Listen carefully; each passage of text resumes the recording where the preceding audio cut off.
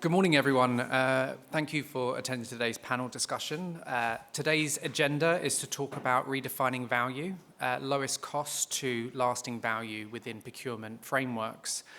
My name is Marc Watkins. I work for SFG20. I head up the Partnerships and Alliances department there, but I've got nearly 2 decades of experience within facilities management and procurement processes.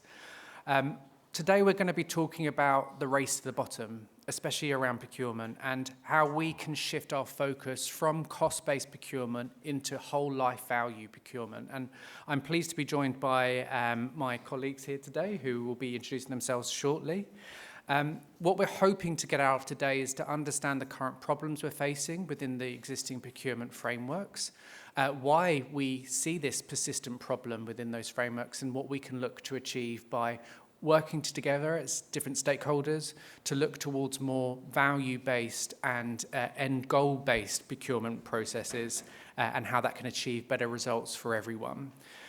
So what I'm going to do first is just introduce, so I'll start with you, Lilly. If you can just give a brief introduction to who you are and what relationship you have within the procurement framework. Good morning, everyone. My name is Lilly Gallafent. I am the COO of CAST Consultancy. So we are a professional services advisor in the residential and mixed-use space. So project management, cost management, technical due diligence, and strategic advisory. So that means we advise on the procurement of main contracts every day. It's our bread and butter, which means as a business, we constantly see the fallout of the race to the bottom. The residential sector is still very design and build heavy, albeit we will talk about the Building Safety Act and the impact that's having as part of the panel. And that really, for the last 20 years, design and build has been really based on a race to the bottom approach. So one of the things that my business is passionate about, and I'm particularly passionate about, is procurement innovation, trying to move away from risk dumping, race to the bottom. And one of the other things I do for the business is I represent the kind of the solutions that we provide in relation to the Building Safety Act. And actually there is it's enabled me to bring together my 2 passions, really, which is procurement innovation and the Building Safety Act, and we'll talk about that a bit more today. And thank you for that, Lilly. And Noble, would you like to introduce yourself? Hi, everyone. My name's Noble Francis. I'm Economics Director at the Construction Products Association, and I've been Economics Director there for almost 20 years.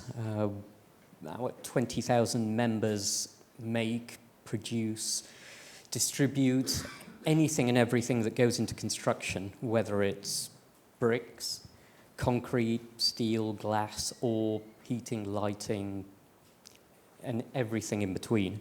So I come at it from that perspective. I come at procurement also from another perspective, which is that what we try and do is inform industry, inform the whole supply chain, inform media, inform government about construction, the issues it faces, and how it can be done better. And a lot of that time is spent particularly with Treasury, trying to get government to understand some of the key issues around construction, given that government is the biggest client in construction by far. And there's an endless stream of construction ministers and civil servants. And I say that as we're now on to our 10th construction minister in 5 years. 16th in 10 years and 24th in 20 years. There's also an endless stream and churn of civil servants, and because of that, they don't understand construction so well. So they need us as industry to try and help them. Of course, they don't listen, and then they just go and announce 1.5 million homes and 725 billion pounds worth of infrastructure in 10 years, but we have to try. And just briefly, I also come at it from another perspective, which is that I'm an honorary professor at UCL Bartlett School of Sustainable Construction.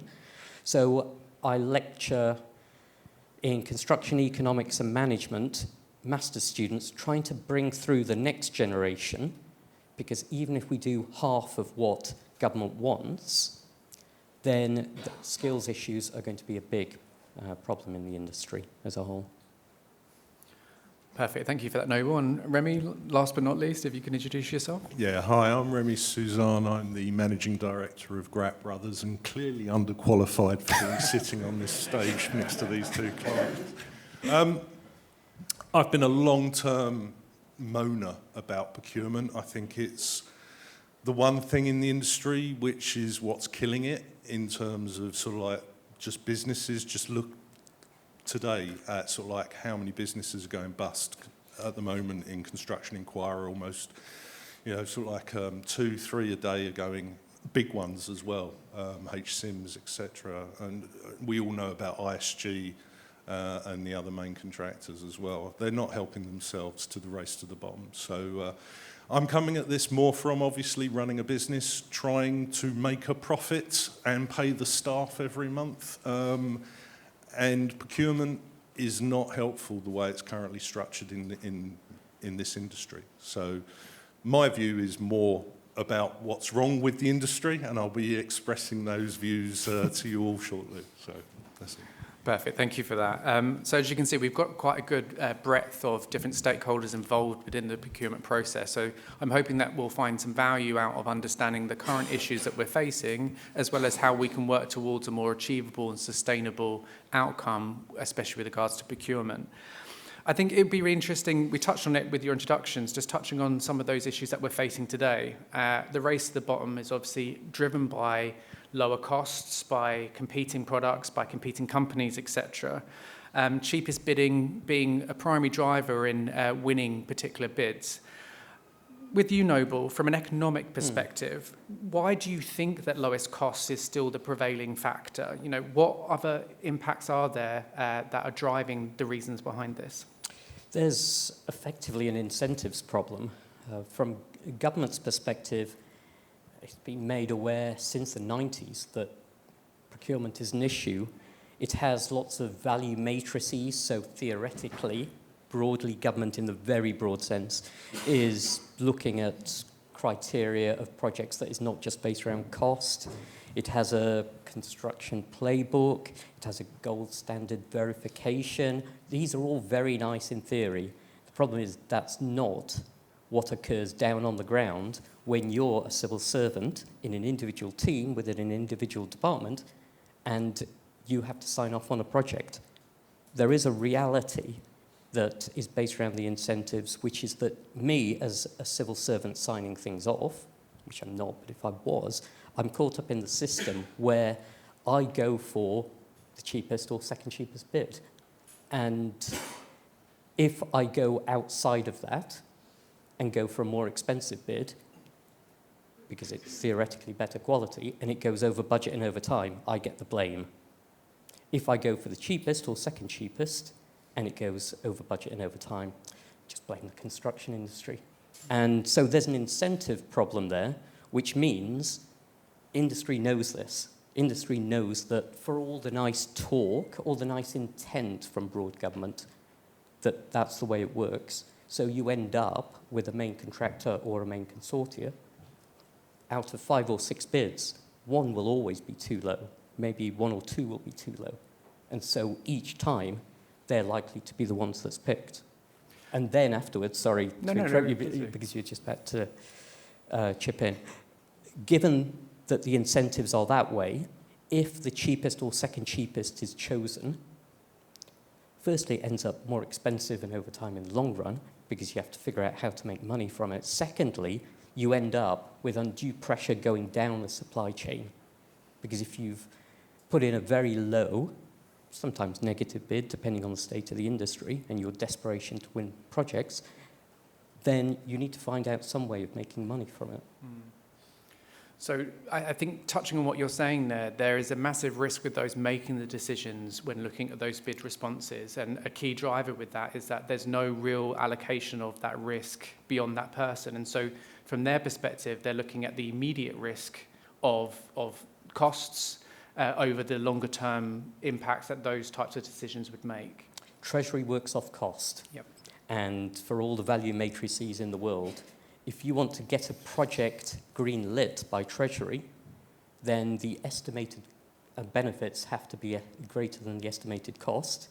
So the incentive, even within the government department, is to be over-optimistic, to put it diplomatically, on time and budget. And once you've done that, you're already setting the wrong incentives and you're already under pressure. Yeah, that makes sense. And then, Remi, from a contractual perspective, what do you think are the biggest challenges that you face where things are cost-centric, especially with regards to procurement? Well, the biggest challenge is winning work at an acceptable margin, obviously. My acceptable margin might be different to my client's view of an exceptional margin, but there should be an acknowledgement on both sides that I'm allowed to make a margin, and then we can have a negotiation as to whose view of the acceptable margin is right, mine or his. But if only that was the only issue. For me, I think over the years, I mean, I've been in this industry for 30 years, started as a contractor. I briefly spent a bit of time on the dark side in the consultancy world, and then I came back to being a contractor, and I've been at Gratte Brothers for the last 23 years. And I can safely say with my hand on my heart that the quality of tender information has continuously dropped and dropped and dropped. Now, I'm not blaming the consultant and the design team. I'm sure they're under equal pressure with their competitive fee bidding, the same as contractors tendered, and the work goes to the lowest. Their time constraints. So I get it. I get why the tender information is so poor. I think that's one. I think the other one is unfair tender lists. I think you'll see very often tier 1, tier 2, tier 3 contractors on the same lists. They all have completely different operating overhead profiles, and it's very difficult for a tier 1 or a tier 2 to compete with a tier 3 or tier 4. But the biggest, by far, problem with our industry is the unfair transfer of risk down the supply chain. Yeah, and I don't know how you resolve that easily. You know, clients aren't bad people, but at the end of the day, they're not going to voluntarily take that risk off the table, not when there's mugs out there that will take it on. Why would they? So that's the biggest problem there is. I think the other thing that people need to understand is also the impact of what happens, and Noble, you touched on it, when a contract is let with minimal or no margin, then the contractor will become aggressive. He's got no option. He will spend more time looking at the specs and the design, looking for problems to make the design team look like a bunch of numbskulls so that he can argue for variation work to make his money back. That means that the consultant team are burning their fees continuously on the back foot, defending themselves when they should be looking at the project, developing it, making it better. They're not. They're in just defence mode all the time, making arguments as to why the contractor's wrong and that he shouldn't get that variation. And that just leads to, you know, a negative environment.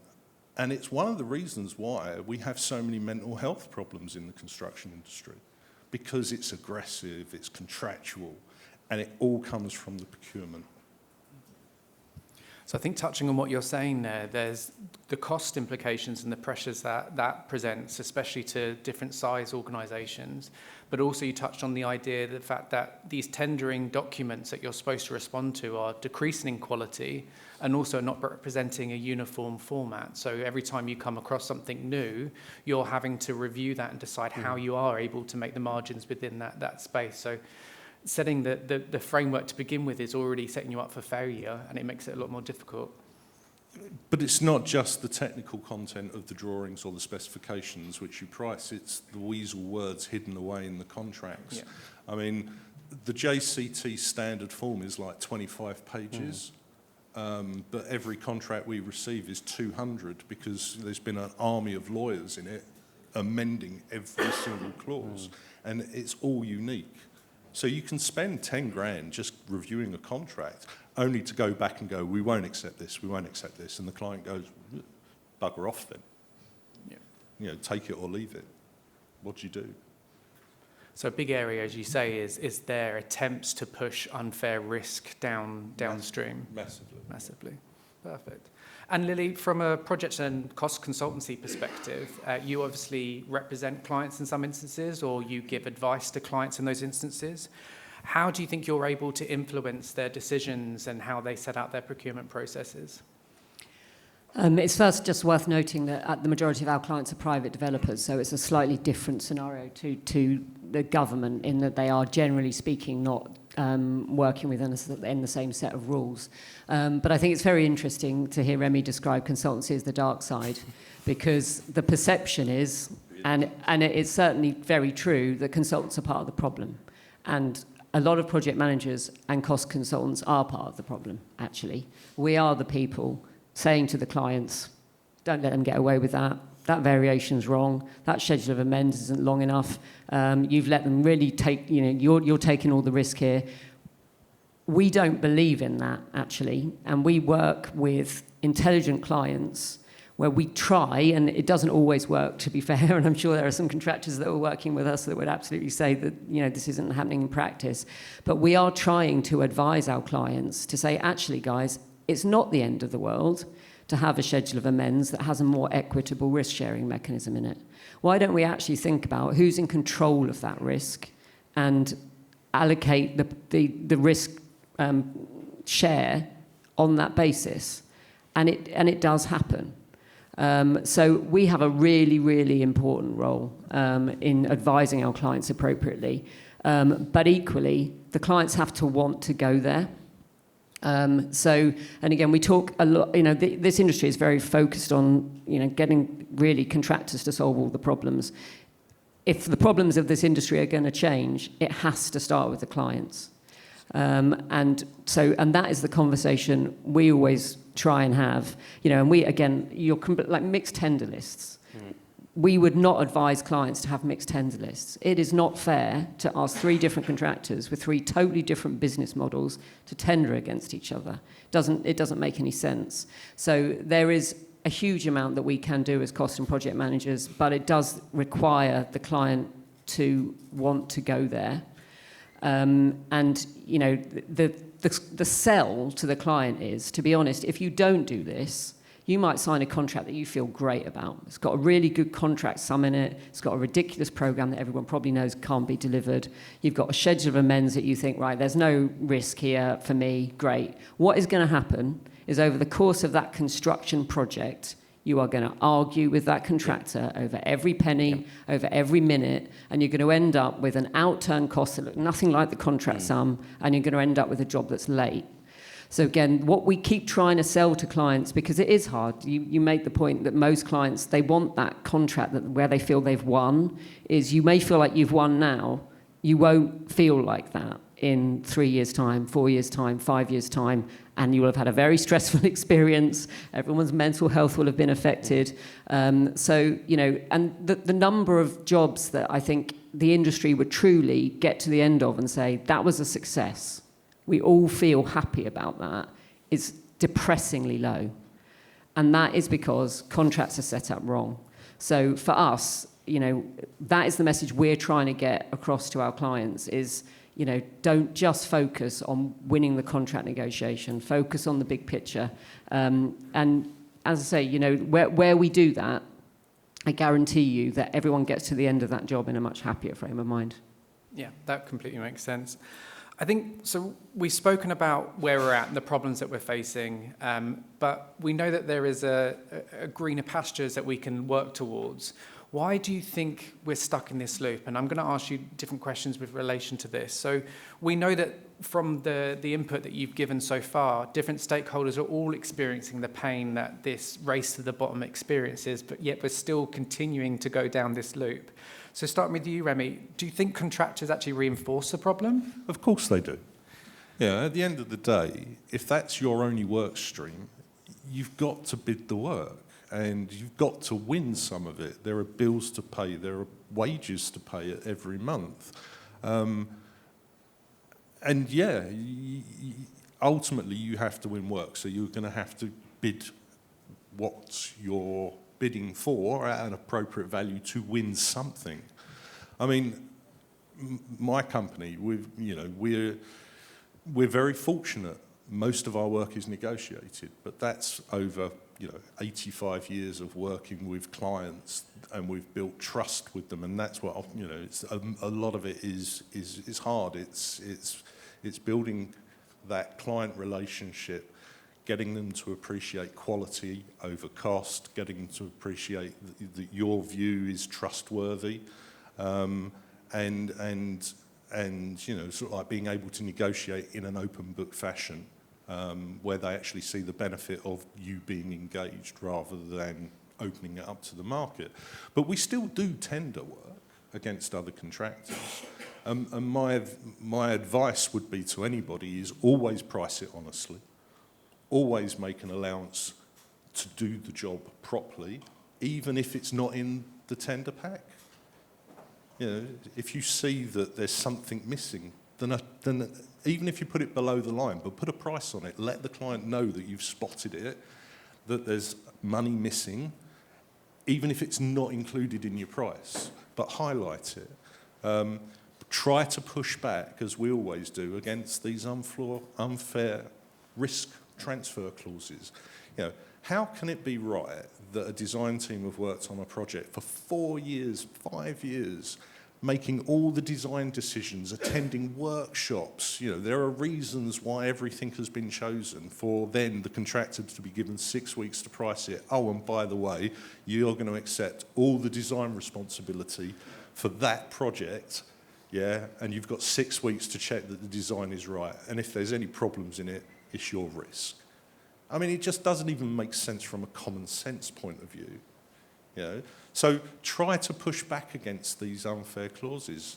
And if the client ultimately says take it or leave it, then you've got a decision to make. But the other thing is, if there is somebody on that list that is desperate for that job, and they'll accept any level of risk because they need that turnover, then that reinforces it every time. And Noble, from your perspective, do you think there are bigger things at play here as to why we're stuck in this loop? Not just looking at contractors or the clients or customers or building owners. Do you think there are other things that we should be considerate of?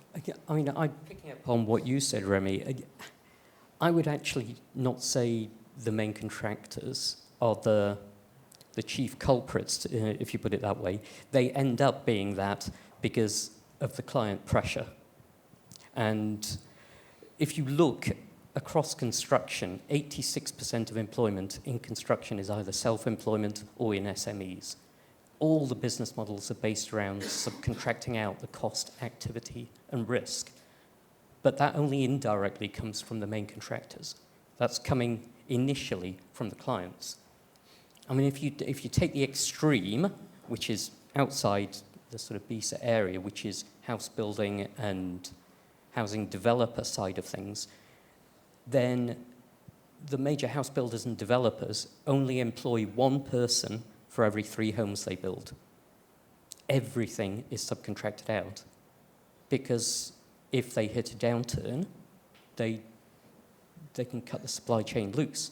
And that means that no matter how deep a financial crisis or recession, they survive Yes, but what untold damage is there to the number of firms, to the mental health, all of this? It's not as though the risk gets dissipated. It just gets forced down the supply chain to the firms that can least able to deal with it. And that's the extreme. It occurs across all the construction sectors, but primarily there. It's that push of risk, isn't it, down that supply chain, which I think we've touched on a few times in this conversation, and trying to find a more equitable way that we can manage that risk and understand where the building owner should own it.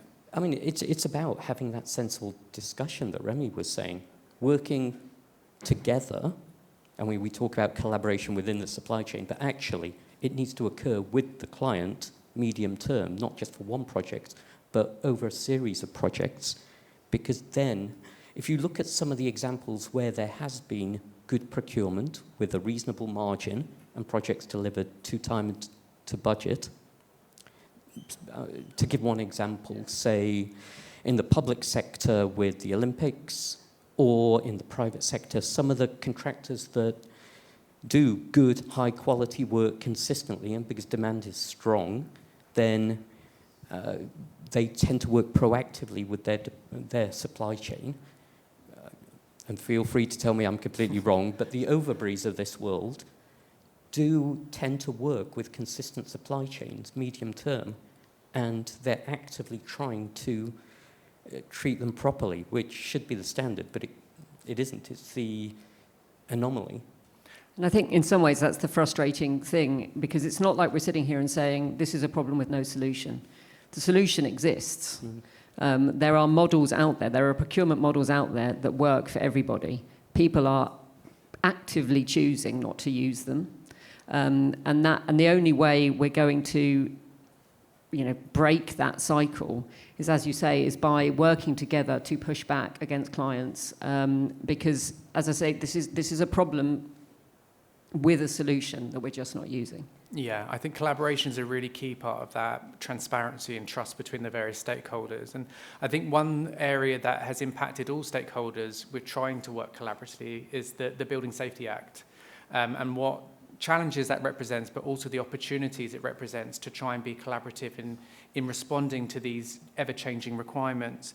Lilly, from your perspective, do you think this has a major impact on the procurement processes that we're experiencing? So, I mean, I've said this a lot, but I think the Building Safety Act is the most significant thing that's happened to the construction industry in the entire time I have worked in it, frankly. It hasn't changed for the 20 years or the 25 years that I've been in it, really. And we are starting to see change.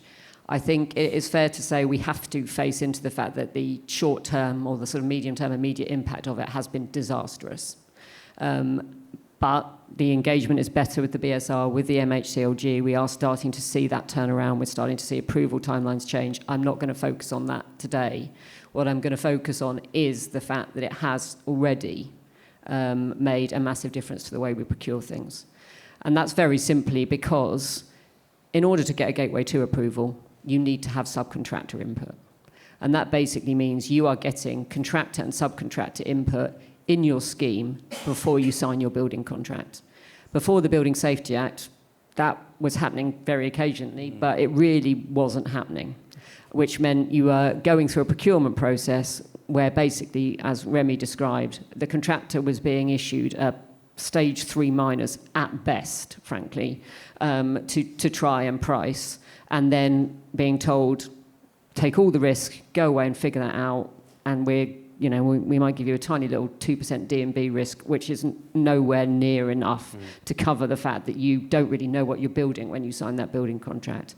What we are seeing now is the complete change of procurement approach, which is really where in some instances, we're seeing main contractors being given stage post-planning design and saying, right, sign a PCSA, work with us, let's get a Gateway 2 approval, and at the end of that, we will negotiate and agree a fixed price. So there is a lot more negotiated PCSAs happening, and what the result of that is that building contracts are being signed where the contractor actually knows what they've got to build.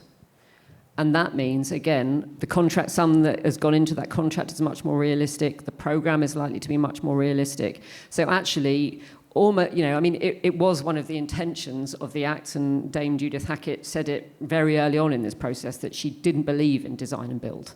She believes in build and build. The only way to ensure safe buildings is to know what you're building. And I think we're seeing evidence of that on the ground already. And one of almost the byproducts of that means that we're also seeing a change in procurement behaviour, which is resulting in much more certainty for both contractors and clients. And that's the good news, right? Because everyone is going to win from that perspective. We are an industry of followers, really. So what I'm hoping is that the more people see that kind of negotiated approach, real genuine engagement with contractors, creating, you use the word trust, that's really important, actually building relationships with contractors where you trust each other.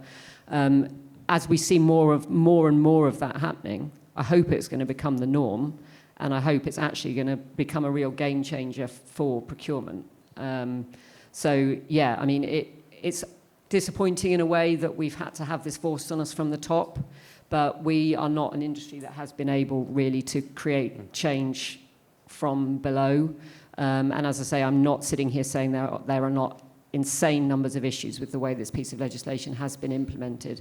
But I think I am very hopeful that if we look back in 5 years' time, that it will have had a material impact on this race to the bottom. That's really interesting, and touching on, and I think to expand upon, especially as we start to look at what good can look like, I think one key area that almost everyone's in agreement is those in the operational phase or those that are responsible for the maintenance of facilities, having their involvement at earlier stages within the building life cycle could realise much better benefits. And it's not just from a procurement perspective, I think it applies across the board. So again, touching with you, Lilly, with what you were talking about, do you think that there is a key role in trying to align expectations at that stage with the operational stakeholders, and how we can embed that into more outcome-based procurement as opposed to cost-driven procurement? Yeah, I mean, because we work predominantly in the residential sector, a huge amount of that is operational now. Really, market for sale is probably the only one where the interest really is just immediately on the profit. All of the other, build to rent, co-living, later living, all of these things have a really big operational angle. And I think it's all about being more sophisticated about what you are designing and that feeding into the procurement process. As soon as you start involving the operational team in the design process, you become, as a team, much more sophisticated about thinking of the distinction between CapEx and OpEx. And that, again, means that what you are creating an environment and a culture which doesn't only think about the capital cost. And it is that laser focus on what is the contract sum going to be that causes part of the problem.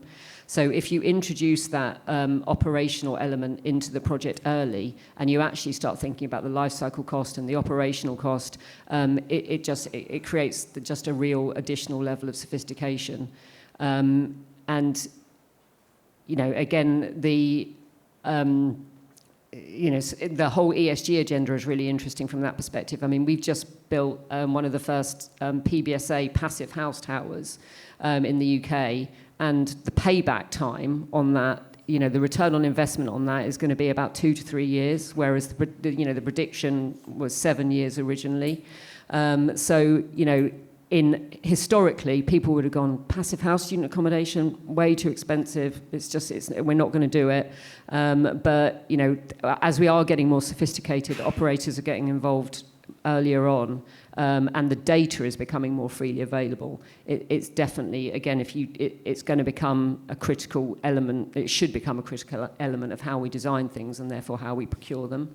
Mm-hmm. And as you also touched on, the Building Safety Act has a very operational angle to it, because obviously its ultimate goal is to make sure that the people that are living in buildings feel safe in those buildings, and therefore the focus on operation as you are designing it is going to become very critical to getting your Gateway 3 approval. All of these things coming together, as I said previously, I hope is going to create an environment where we are much more sophisticated about procurement. This laser focus on just lowest price, lowest risk by clients is just going to melt away.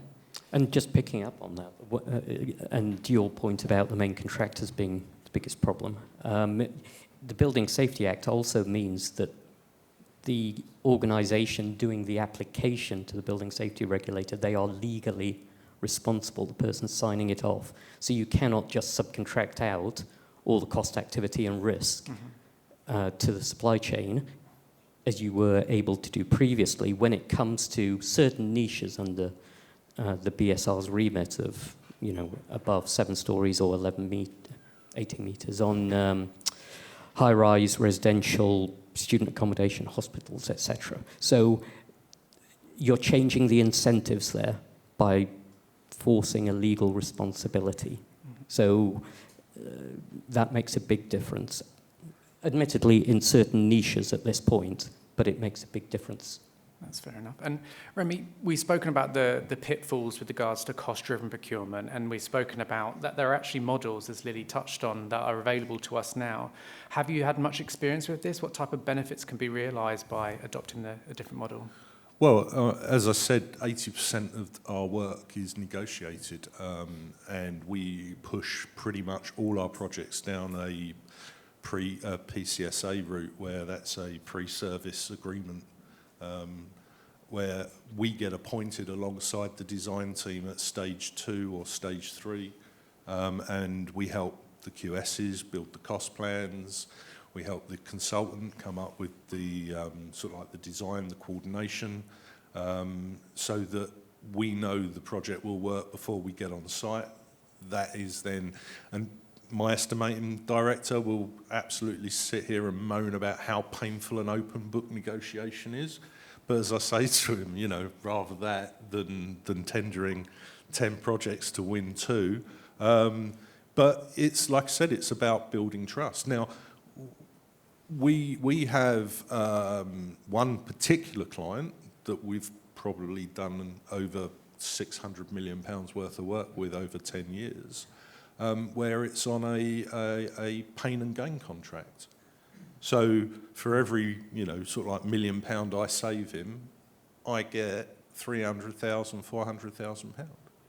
Now there's an incentive for me to make sure that, I'm sort of like making sure that the project is good value for him point of view, because I'm making money through doing nothing. It's those, there are clever ideas out there, but it needs the clients to want to use them. Yeah. And it's getting the clients to look beyond the tender value at the final account, which is difficult because you need a crystal ball to be able to go, have you procured it this way, then you would have saved money on your final account, because nobody knows at the end of the day. Even good jobs go bandy occasionally. Yeah. So it's very difficult to convince them. But the PQSs need to be on board, because there'll always be the PQS in the background going, but I can save you 20% if we go to tender. So there are methods out there. It's not all doom and gloom. But it's the only thing I would say about the Building Safety Act, and I completely agree with you, in that I think it is a good thing, and it making people actually design something before they price it, is that it only applies to high risk buildings. Yeah. And we don't do residential buildings, so it's not really affecting us. I know there is something in the documentation or the legalese of it that says complex buildings, which hasn't been defined. So it'll be interesting to see if that gets defined and what buildings other than commercial, other than residential accommodation are considered complex buildings, and therefore might also fall into a high-risk building. Yeah, there is a consultation going to be launched before the end of this year around refreshing the definition of an HRB. Yeah. So it'll be very interesting to see where that goes, because I think, to your point, you see that as a positive. A lot of people will be like, oh God, does that mean they're going to start bringing hotels into it? Does that mean they're going to reduce the height threshold to 11 metres? But yeah, it'll be interesting to see how that pans out. And I'd be really curious. I'm sure there are lots of clients sitting with lawyers at the moment trying to work out exactly how they do pass that risk on to the contractor. I mean, it's one of the most common topics for all of the contracts that we're drafting at the moment. It's the first question everyone always asks is, how do we pass the risk on? Yeah. Yeah. And I'll leave it there. That sums up the industry, doesn't it? And I guess looking at what collaboration can realise in terms of, you gave a great example where cost savings through initiatives that you can negotiate with your client means benefits for them, but also benefits for you as a contractor. Beyond that, Noble, do you think there are more holistic benefits that can be realised by shifting towards these types of models? I think that's a very good example of it, but it doesn't have to be a profit-sharing incentive. It tends to work better where you have a client consistently working with a supply chain over time, because then you're building up that trust and you can work progressively. You have that collaboration. The problem is when you're just treating everything as a big one-off, there's a lack of trust there. And where there's lack of trust, the default is to cost. And when it's defaulting to cost, you go to pushing pressure down the supply chain. So at least initially, there's no reason why in areas where the client, main contractor, and the supply chain are working together, and that occurs across many different sectors, there's no reason why that shouldn't be prevalent already. Really interesting conversation I think we've had. We've touched on the issues that we think we're facing within the current procurement models. We've touched on why we're stuck in those types of loops with the procurement models, and we're talking about the benefits that can be realised, and actually they're already there. It just needs adoption and that collaboration with the different stakeholders to achieve it. Before we close, and I guess we can welcome some questions from the others, I'd really like to hear from each of you about how we can achieve what we want to get out of this shift towards more value-driven, outcome-driven procurement methods. What are our responsibilities as different stakeholders in helping us achieve it holistically? And I'll start with you, Lilly, if possible. Closing statements, anything that you've got? Yeah, I mean, I've kind of touched on it really. I think, what we can do as consultants is advise our clients as best we can to try and move away from the negative behaviours that we have, that we've all talked about today. When we are having those conversations about passing the risk of the Building Safety Act onto the contractor, sitting there and going, why? Why should they be taking the risk for something that is not necessarily in their control? Is there a mechanism that we can create that says, actually, they're responsible for the bit they're responsible for, but you're taking the risk on the bit you're responsible for, and maybe we share the risk on the building safety regulator, because God knows that's not our fault, it's not their fault, it's no way. So I think, we have a responsibility to be challenging and asking those questions. And I think what we need, and what we need the industry to do really, and I think, again, it's about building relationships. If you have good relationships with us and good relationships with our clients, then they're much more likely to say, right, let's negotiate with Gratte Brothers on this job, or with a main contractor on this job. So I think there is an effort and an energy that needs to go into building those relationships with clients. Because again, I do see that all the time. I do see clients give projects to subcontractors and contractors who are not the cheapest because they trust them and because they have done a good job for them before. So I think that, as I say, from our perspective, we have a lot that we should be doing and can do and are doing. But I think what the sort of supply chain needs to be doing is, demonstrating to clients why it's the right thing to do to not just focus on lowest price all the time. And I guess the same for you, Noble. Any closing statements from you? Yeah, I mean, from my perspective, I'll exclude house building, the major house builders out, apart from this, because their business model is very different based upon uplift in land value and minimising cost. But in the majority of construction, you're looking at an area where, given that the supply chain is doing the majority of the activity, the client should be engaging the whole supply chain, because they're the ones that actually deliver the projects, and because of that, they're the ones who can actually deliver, whether it's the efficiency savings, whether it's the quality element of it, whether it's cost savings. It shouldn't be such a fractured client, main contractor / consortia, and then all the rest. You need to bring the whole supply chain in early and work together with them. And in areas where activity is strong for a long pipeline of work, the clients, it's actually in their benefit to work positively with the supply chain. I use government as the example just because they're the biggest client in construction by far. They account for 24% of all construction activity. If you're doing a whole set of a particular school or hospital, work with the supply chain, and it's better for them. They get better value at the end of it. They're not just doing one hospital. Well, they are at the moment because they're not very good, but in general, they're not just doing one school or one hospital. They're doing a whole raft of them. So the more you work with similar supply chains, the better quality you get and the efficiency savings they get.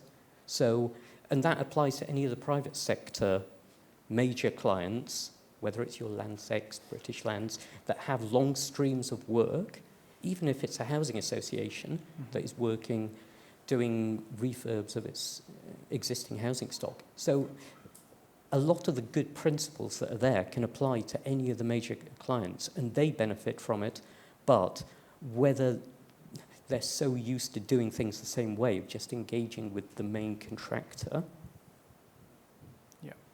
Can I just add, very quickly, because I didn't let you do your closing, but I agree with you that it works best in a pipeline environment, but I do think, again, we have a responsibility to the one-offs as well, because it goes back to the point that I made earlier, that is, just because it's a one-off, if you do follow the race to the bottom, you will still end up with the same disastrous outcome. So it's not just about pipeline clients. True. I think it's easier to spread the best practice across the consistent workloads, but you're right. I mean, the big one-offs are very clearly, again, using government as an example, where they get the time going over budget and over time. And for major one-offs, we look at the initial value of the project and we double it or triple it instantly. And we tend to be right on that, whether it's Crossrail, HS2, Hinkley Point C. So yeah, you're exactly right. And I think the last point on that is that it also breeds innovation through that collaboration. Having different entities involved in those decision-making processes can offer fresh outlooks. Remi, I guess for you, any final words, anything that you want to close on? No, I think we just need to stop cutting each other's throats. I'm looking at you lot. Yeah, we're all... I know we're not allowed to meet at Langham's on a Friday anymore and decide who's going to win which job, but... Edit it before Remi's bit at the end there. Just cut the video there.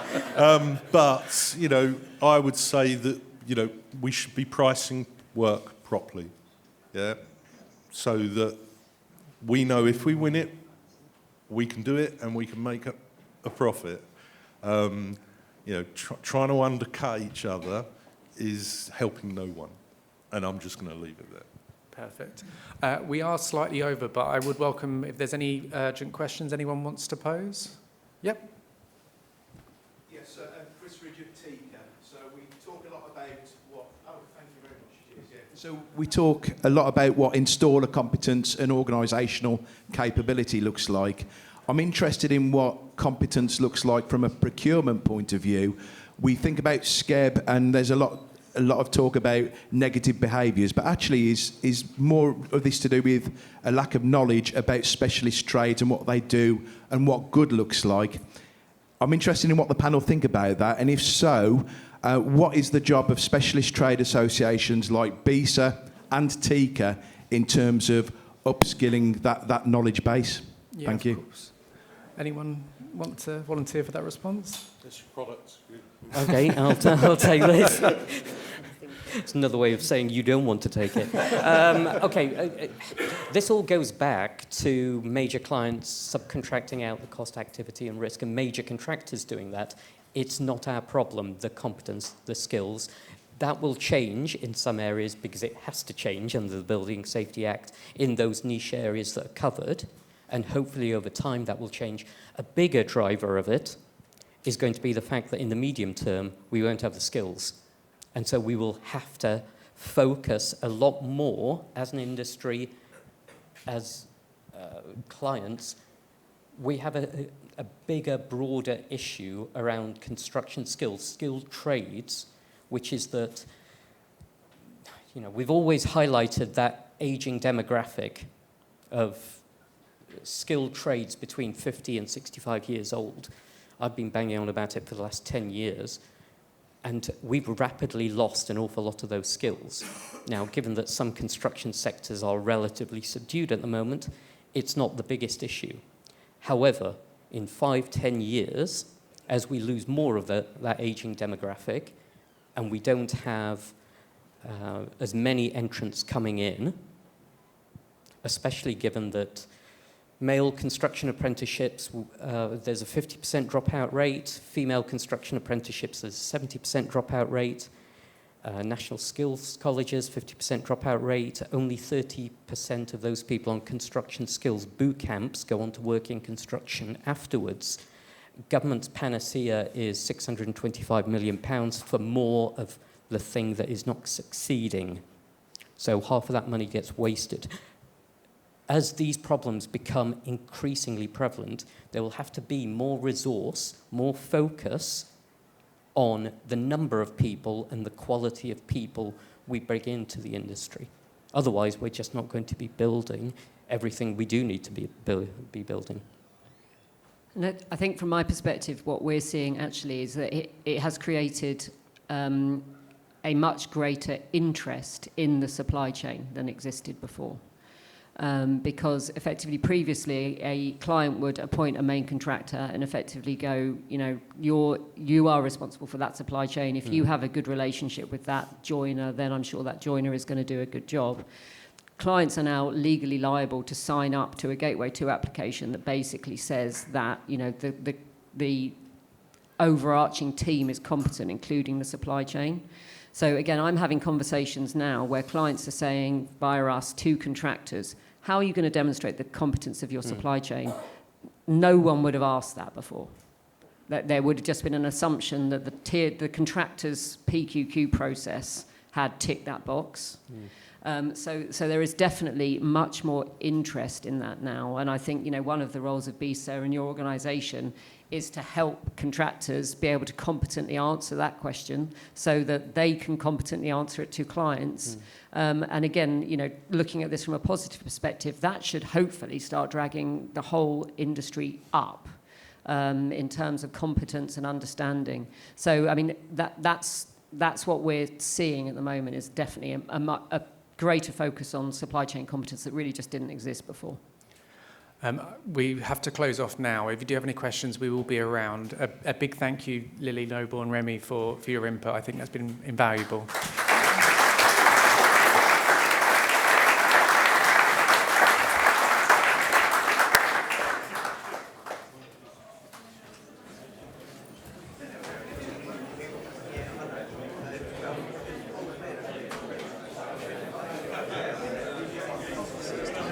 Potential bottlenecks, adjust strategies align forward planning and align resources more effectively. Want to understand planning delays? Talk to Barber ABI.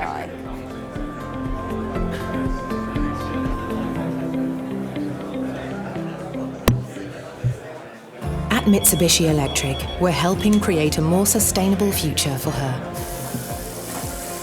By heating